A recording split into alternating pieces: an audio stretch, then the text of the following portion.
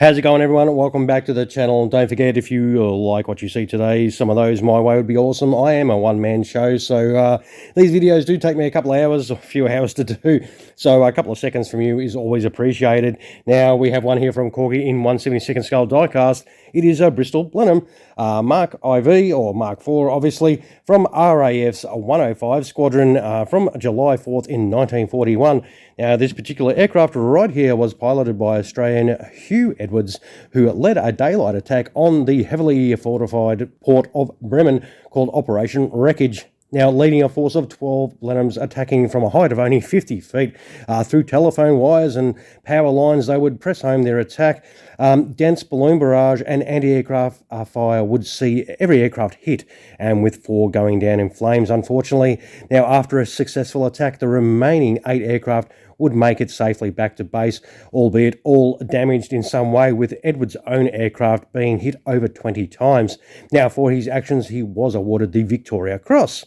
Now, Edwards remained in the RAF after the war and would retire in 1963, attaining the rank of Air Commodore, and in 1966 would return to Australia and would become actually the Governor of Western Australia in 1974.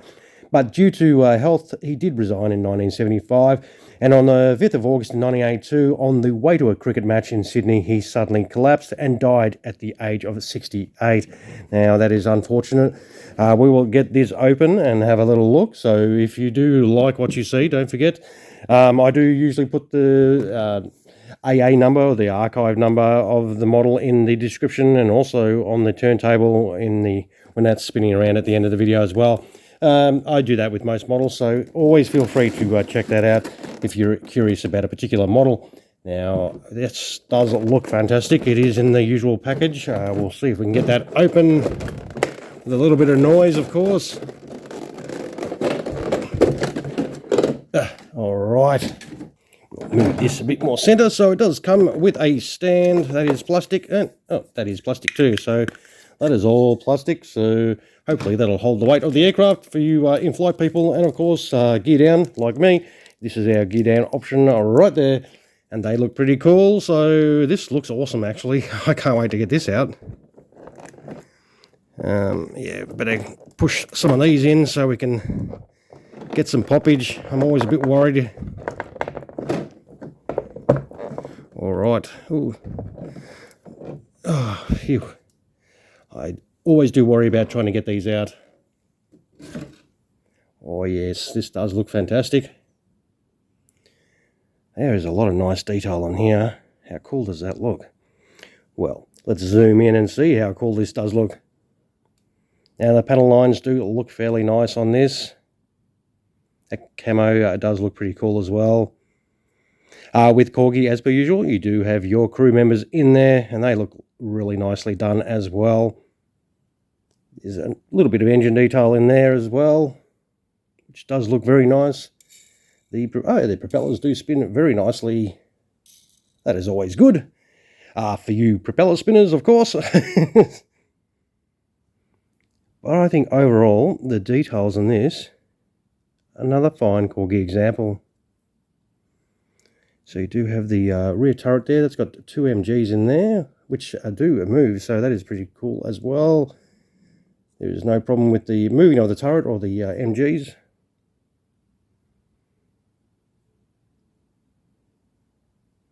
Oh, very nice. Now, you'll be pretty happy if you grab one of these. It does come up very nice indeed. Now, underneath, it is set up for in-flight already. It does have those pieces in there, and that does look pretty cool. I don't think anything opens. It's got a little MG there as well, which, well, that moves as well, so you can, well, it doesn't move a lot, but it does have a little bit of movement in there.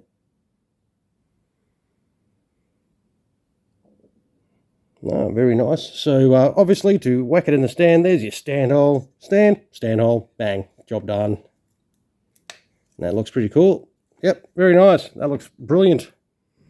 And that is how she's going to look on the stand, obviously, on the deck, and ready for your display cabinet. Another fine job here done by Corgi, of course. And, of course, we need to see it gear down, and that is the pieces for your gear down. Very straightforward. These I know they don't feel cold, so I'm not sure if they're metal. I don't want to squeeze too hard, but they roll. So if you do like to roll things around, it should be a straightforward case. Let's have a go. All right, we'll pull that out. Oh, that got stuck in the hole. Now this should just open like so. Which, yep. Oh, it's got the whole wheel on there. That actually turns as well. That's cool. I am easily amused. So now, which I'm assuming Doi helps if I put it in the right way. And we've got to do the same. They're not too bad to get out, so you don't have to worry too much in regards to that. And there's just those little holes in there. Actually, my piece does look a bit skew-if in there. Yep, it has moved out of place. Because that's going to be a prick to put the landing gear back in if that's not sitting flush. See, this is what happens when I do it on video. Let's see if I can push a bit of pressure on that. Well, I'll just try and put the wheel in and see how it sits. Yeah, it's not going to go into that. So I'll have to do a little bit of fix on that. That's come unglued or come out of whack when you pull the in-flight part out. So let's quickly do that and come back. All right, with that piece fixed, it's just a case of realigning it and gluing it back in there. So that is a bit unfortunate. I like to do my videos honest, so if there's an issue, that was a manufacturing issue, that was. So when you pull the in-flight landing gear out, of course, sometimes it might grab hold of the sort of sections that they've got in there for the that have the holes to hold these in place, and it did exactly that. It went to pull that one out because obviously the glue did not glue enough. But it was just a case of pushing it back in and realigning it, and yeah, job done. No big stress or big deal. Things happen. Shit happens. Hey, it does not detract from this pretty cool looking model. This is definitely a fine looking model from Corgi. I like it. I reckon it's definitely a nice looking bird for sure. Hopefully you will agree. And well, for those of you that want to check out some weight and can't wait to see that, hey, dad jokes, that won't happen again, I promise you, sorry. So we will put this aircraft on the scales, and it does weigh, well, 245 grams. For those of you that like to check out the weight of models, we'll move the scales out of the way.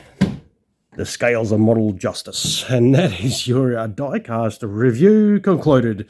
So my opinion, I think this is another fine example from Corgi. These look really nice, very well done. I don't have any personal issue with it, and as I say, these are always my opinion, so you may not like this at all. Feel free to drop in the comments if you have any issue with it. All right, everyone, I'll take some photos of this, of course, chuck them on at the end so you can see this aircraft without my grubby fingers all over it. It is reasonable size. This is not a bad size model at all.